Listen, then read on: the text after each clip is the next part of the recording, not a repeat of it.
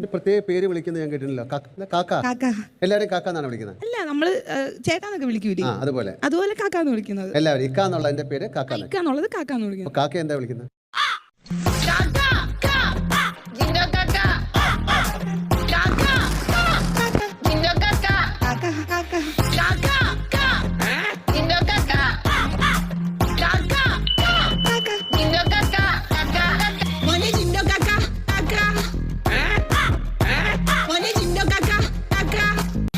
കളവില ഓരോന്ന് ഒന്നായി ഓടി നടക്കുന്ന പെണ്ണെ കണ്ടാ ചിരിക്കുന്ന ആളിപുലസിട്ട കാണാനുള്ള പെണ്ണെ.